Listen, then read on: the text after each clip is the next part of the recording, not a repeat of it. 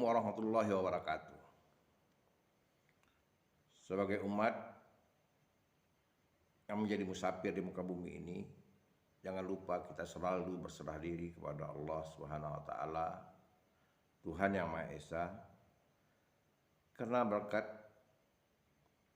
Rahman dan Rahimnya lah kita bisa hidup di muka bumi ini.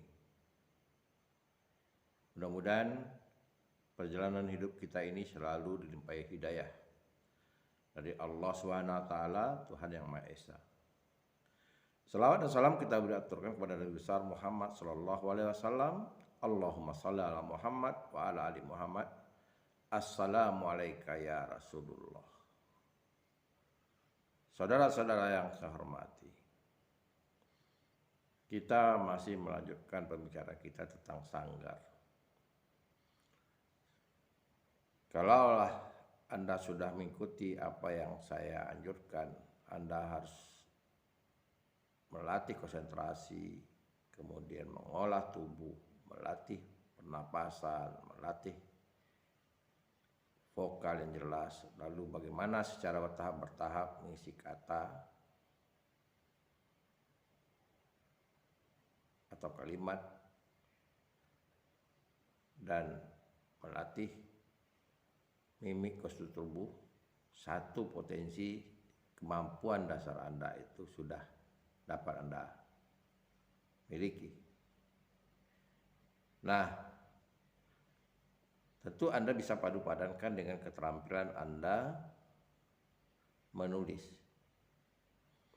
Saudara-saudara sekalian, orang kalau sudah bicara menulis, bagi yang tidak berbakat, langsung a priori, langsung tidak mood lagi, pikirnya berkecamuk. Saya tidak berbakat, dikatakannya seperti itu. Padahal kalau kita step by step, langkah yang kita lakukan, bukan tidak mungkin kita bisa jadi penulis. Cuma ekspektasi kita jangan terlalu tinggi. Ketika kita bicara keterampilan menulis, kita selalu bicara menulis karya ilmiah, menulis novel yang seluk-beluknya itu luar biasa banyaknya, komponen-komponen yang harus kita kuasai. Nah, mari kita bertahap dulu dari menulis huruf. Menulis huruf gampang, benar gampang. Tapi bagaimana menulis huruf yang menarik? Tentu ada unsur seninya. Misalnya menulis huruf yang dekoratif, yang dapat dijadikan logo. Kita bisa melihat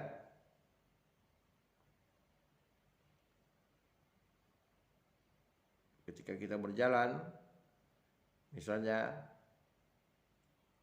kita akan melihat logo dari satu instansi, katakanlah Bank Indonesia, BNI,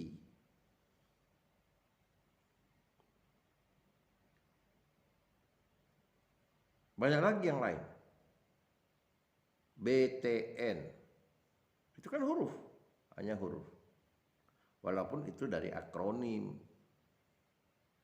Rambu-rambu lalu lintas, ada S selendang merah, ada P pakai selendang merah.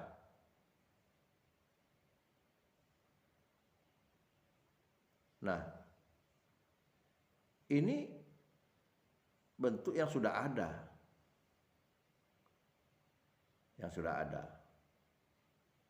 Tapi bukan tidak mungkin kita bisa menulis huruf yang dekoratif. Mungkin kita tidak punya maksud untuk membuat singkatan atau akronim. Tapi orang tertarik, orang bisa akan beli. Karena huruf itu bagi masyarakat ada kalanya berfungsi sebagai merek dagang dan sekaligus logo. Sekaligus logo.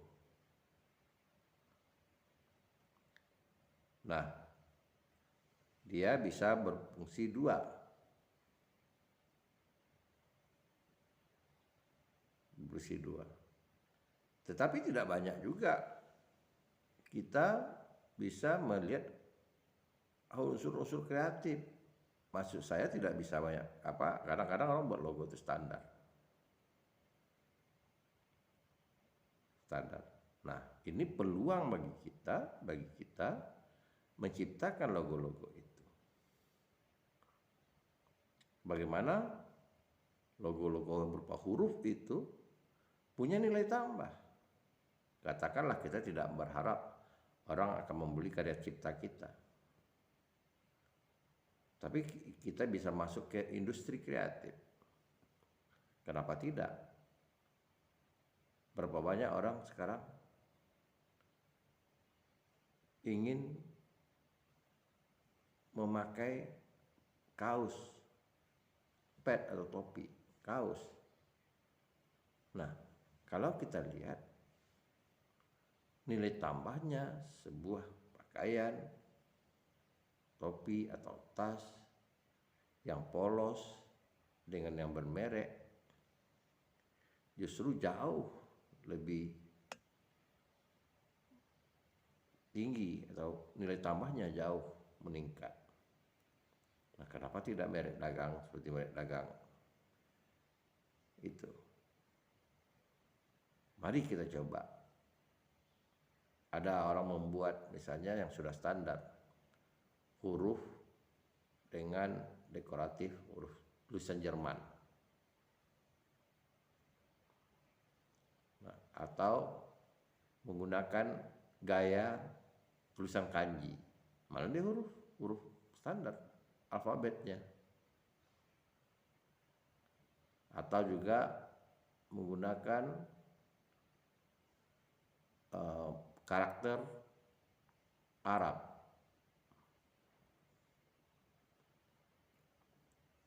Berarti kita bukan sekedar menulis, tapi bagaimana kita bisa merancang huruf yang kita buat itu enak untuk dilihat.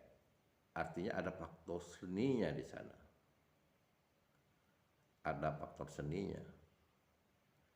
Bisa jadi dia hanya berupa huruf tapi diwarnai dengan warna yang dekoratif. Diwarnai. Kita lihat misalnya satu bentuk gabungan huruf jadi akronim. RANS. Anda lihat warnanya. Dari warnanya itu sudah mempesona kita. Rapi, Ahmad, RA-nya, NS-nya Nagita Slavina.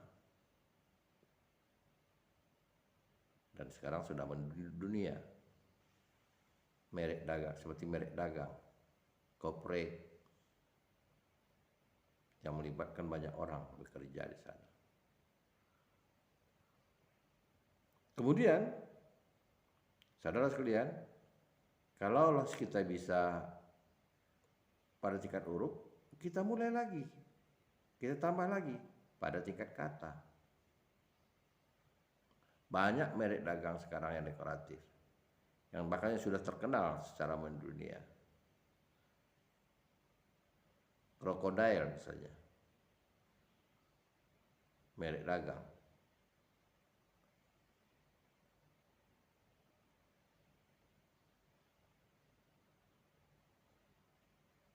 Campina,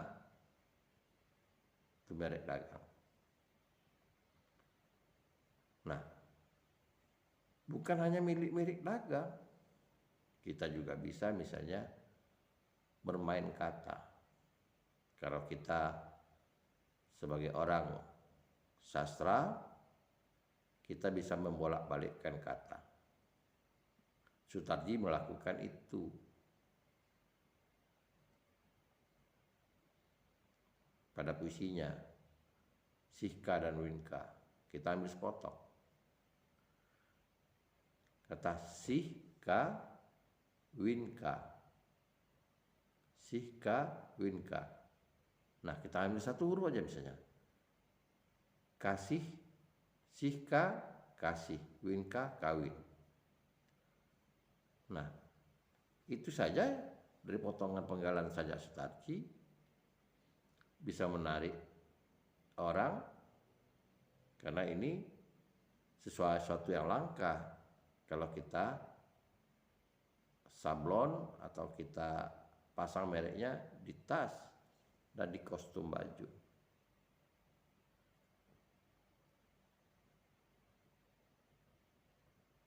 Belum ada bentuk industri kreatif yang bergerak di bidang kata-kata sastra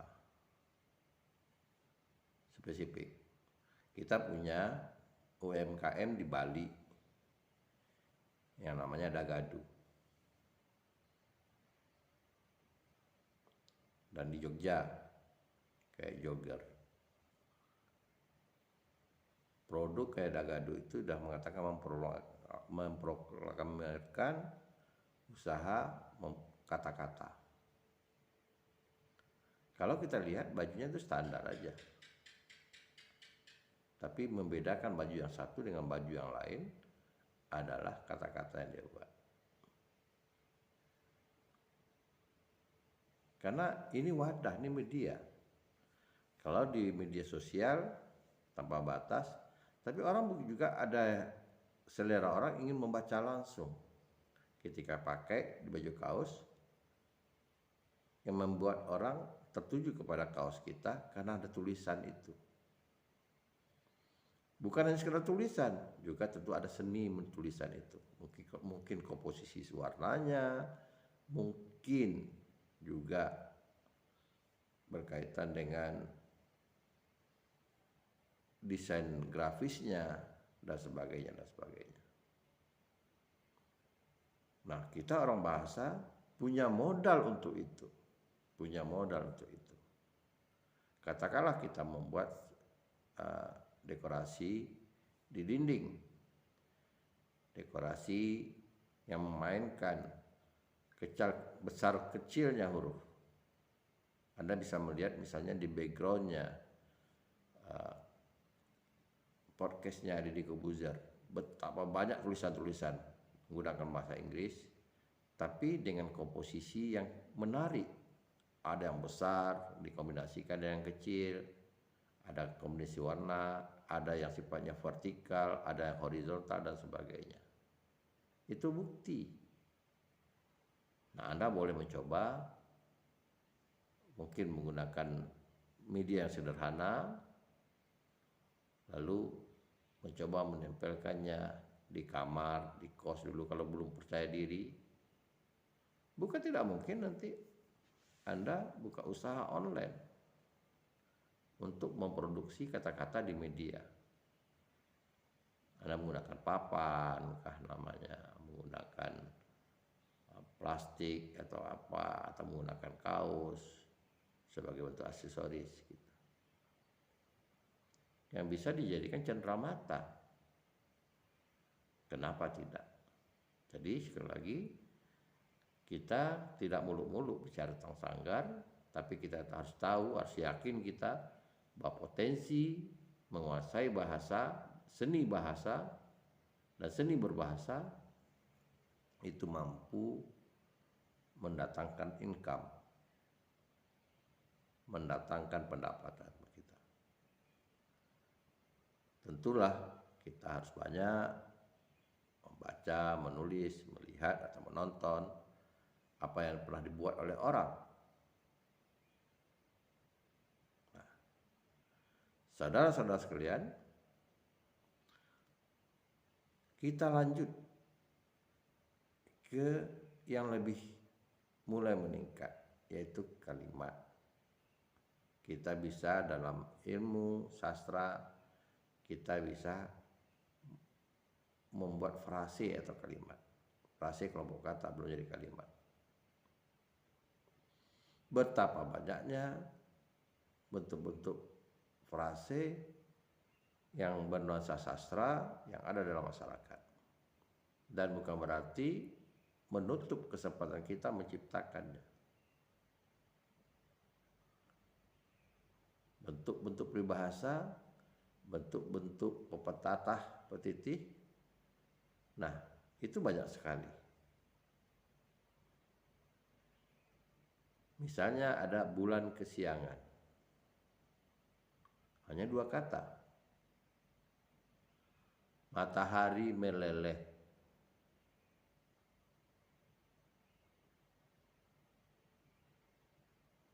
dan banyak lagi kata-kata yang bisa kita gali, yang kita bisa jumpai di masyarakat.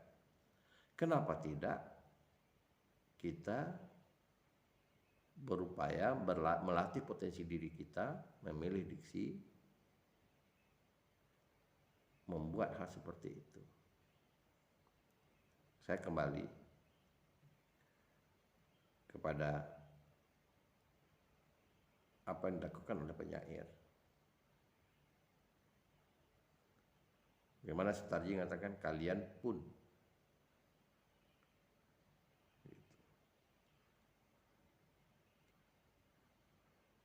Atau ada kaos yang dijual orang di pinggir jalan atau apa, sesuatu yang berupa pernyataan. Kaos itu big, ukurannya besar, berarti untuk orang-orang yang gemuk. Tetapi di dadanya ditulis, sumpah dulu aku pernah kurus. Kontradiksi sekali dengan kondisi orang yang memakai. Jadi orang-orang yang gemuk terkadang iseng pengen beli baju kaos itu, yang harganya cuma sekitar mungkin 50 sampai 100 ribu. Tapi karena menarik tulisannya, kaos lazimnya kaos, dan saya menjumpai itu waktu itu masih di Jakarta, pernyataan seperti itu. Kaos hitam, tulisannya putih, norak, kontras. Dari jauh, kebetulan saya punya sahabat mahasiswa yang badannya big, besar, dia langsung tertarik, minta singgah, langsung dia ambil kaos itu. Sederhana aja, sumpah dulu aku pernah kurus. Nah, jadi orang-orang yang kreatif ada kalanya dia bisa memberikan nilai tambah dari suatu benda dengan sentuhan bahasa.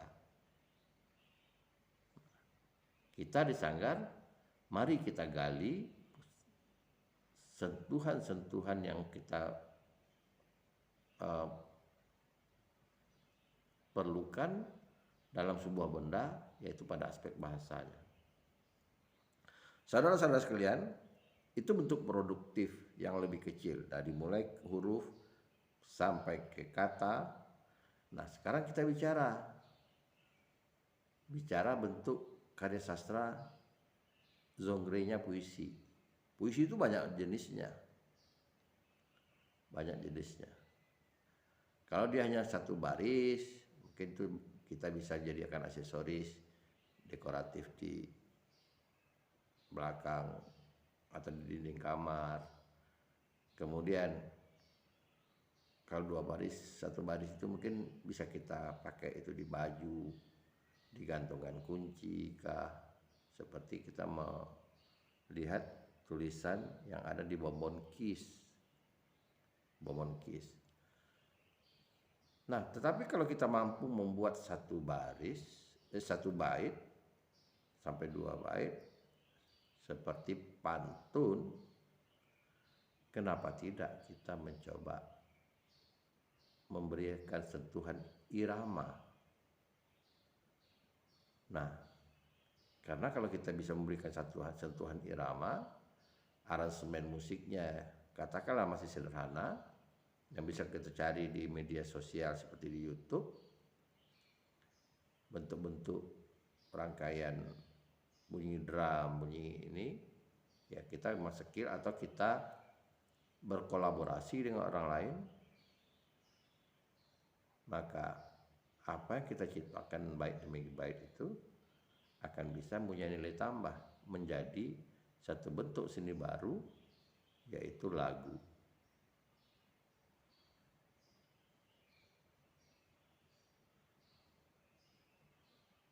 Dan ini punya nilai tambah, apalagi ketika diluncurkan pada momen yang tepat. Ini kita beri contoh, Pasha Ungu yang mantan wakil wali kota di Palu, udah pernah menjabat wali kota di Palu, sekarang bukan kembali aktif lagi di Ungu. Kalau kemarin kurang aktif karena jabatannya, kesibukan jabatan, sekarang aktif lagi di Ungu. Dan menciptakan lagu yang sesuai dengan momennya. Judulnya cukup sederhana. Mungkin judulnya aja bisa dibuat jadi di kaos atau di baju. Kau, Aku, dan Kita. Itu judul lagu yang dibuat oleh Pasha Ungu untuk Ayu Ting Ting dan Ivan Gunawan. Di media sosial, terlepas dari setuju dan tidak setuju, orang sering menjodohkan Ayu Ting Ting dengan Ivan Gunawan.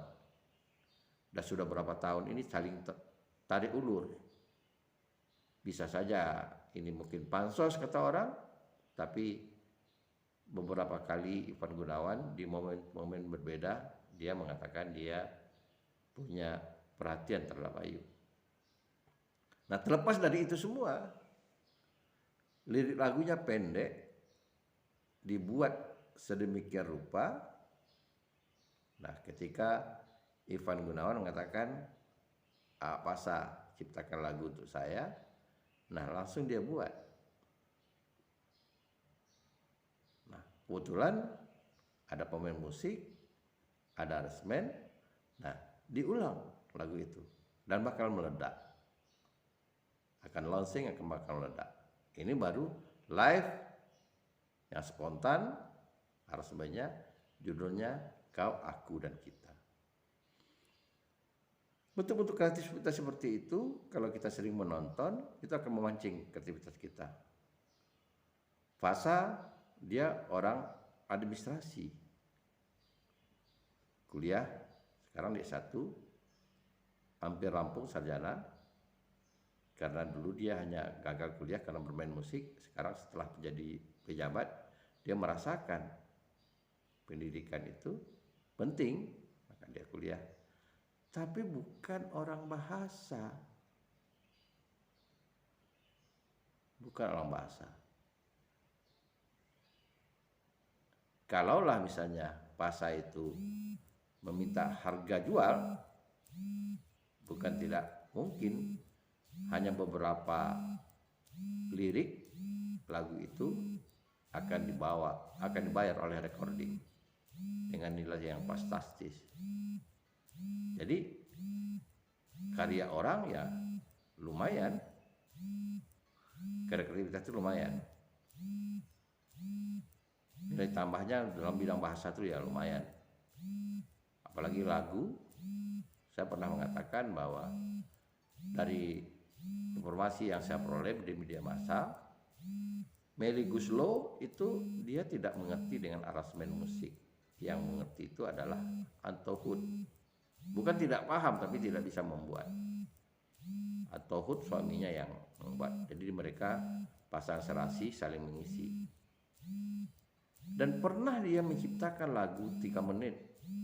Kebetulan Krisdayanti sedang recording, kekurangan lagu. Dipesanlah lagu itu. Selama 3 menit dia buat lirik lagu itu. Anda tahu berapa recording bayar? 25 juta. Itu menurut informasi yang saya peroleh. Dalam kerjaan 3 menit menggoreskan lirik lagu, lalu dibayar 25 juta. Anda tinggal memikirkan, kira-kira kalau Anda jadi pegawai honor, berapa bulan Anda mengumpulkan dana sebesar itu?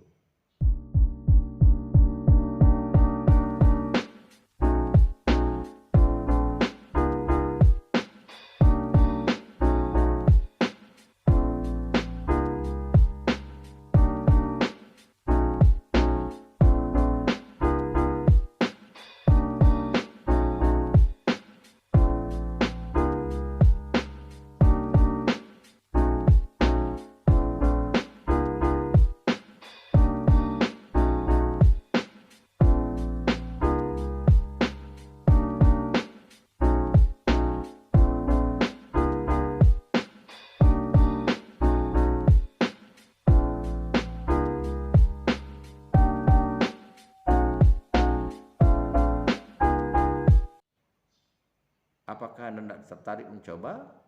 Nah, di Sanggar inilah kita mencoba. Karena Anda punya media, punya YouTube. Anda mencoba untuk mengubahnya, lalu Anda publikasikan di YouTube Anda. Semoga Anda menjadi orang yang beruntung dan berhasil. Tanpa mencoba, keberhasilan itu sudah jelas tidak akan boleh kita raih. Tapi kalau kita mencoba 50-50. Kemungkinan berhasil, kemungkinan gagal. Orang yang berhasil sudah tentu dia pernah gagal beberapa kali. Dengan kegagalan itu dia ingin mencoba lagi. Apa kelemahannya? Kelemahannya ditutup, kemudian apa kelebihan yang harus dia ciptakan, maka karena itu dia akhirnya bisa berhasil. Selamat mencoba. Assalamualaikum warahmatullahi wabarakatuh.